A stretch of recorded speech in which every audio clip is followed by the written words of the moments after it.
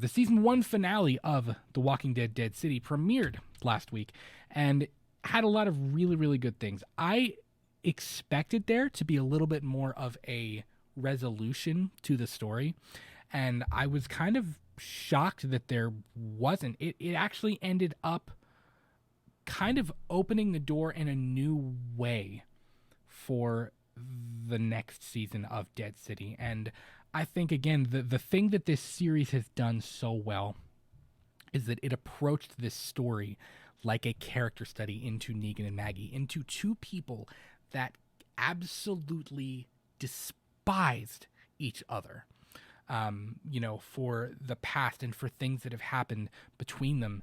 And it forced them to look at each other in a new light. I think Maggie seeing Negan with Ginny, and Negan seeing how much his actions have traumatized Maggie and ruined her life and her family.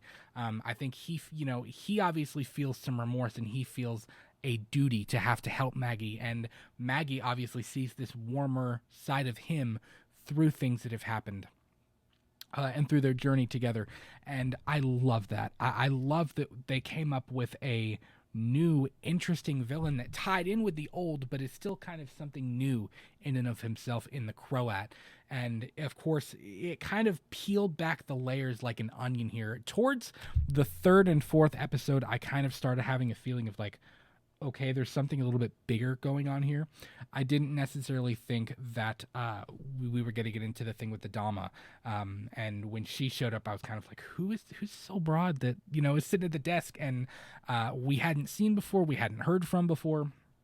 But I was very intrigued to see who she was. And when we learned that she's kind of really the one pulling the strings, it was kind of a shocker, and it was a nice plot twist that I was not expecting for the ending of the series, and it worked really, really well with what they were trying to do.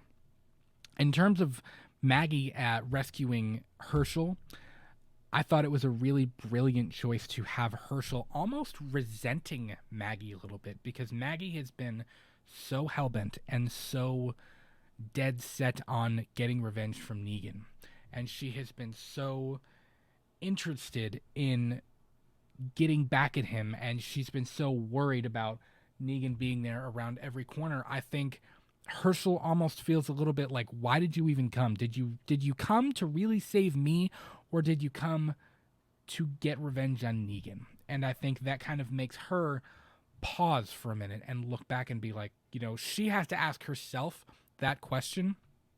And I think of the ending scene when Maggie goes to Herschel in his room, and she says she has to go finish it in order to be able to let it go. She accepts that she wants to let all of it go, and she knows that the only way to do that is to go make things right with Negan. Now, the interesting thing is, does that mean she's going to go kill Negan, or does that mean she's going to go try to save Negan and forgive him? I personally think that she's going to try to go and save him, and that's going to be kind of the overall plot of season 2. Now, when she gets there and she sees Negan kind of in his old ways as this leader, who knows how in depth he's going to go, because obviously he doesn't want to do it. He doesn't want to be there. He doesn't want to be in charge of these people. He wants to go back and do his own thing. But of course, she's got that, when she showed him his toe, Herschel's toe, and she said, I can go back for more. Obviously, he is tied to that place now. Whether he wants to be there or not, if he's going to do right by Maggie, he has to stay there. But of course, in Negan's eyes, he knows, I don't think he trusts either of them. And her whole moment of dialogue towards the end of the episode was so incredibly well done, and so revealing. It was kind of like all the chips fell into place at the last moment, and you were like, oh, this is kind of cool. This is a really, really cool twist on what's happening.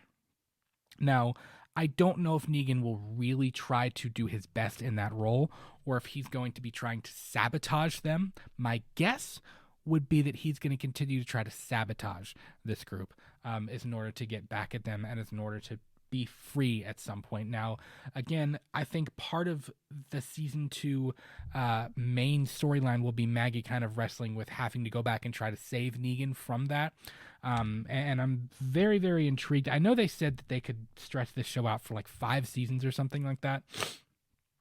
I'm very intrigued to see where they're going story-wise, because this show did not end how I thought it was going to end. It did not have the resolution of events. Even if they left the door open for something else, it didn't have your stereotypical, uh, you know, cliffhanger ending, and I appreciated that. I appreciated that it was something different and something new that we hadn't necessarily seen before, and I thought it was really, really creative. Even the character of Ginny, it left us room to explore when Negan reveals that he killed her dad. He's the reason that she's with her that she's with him in the first place.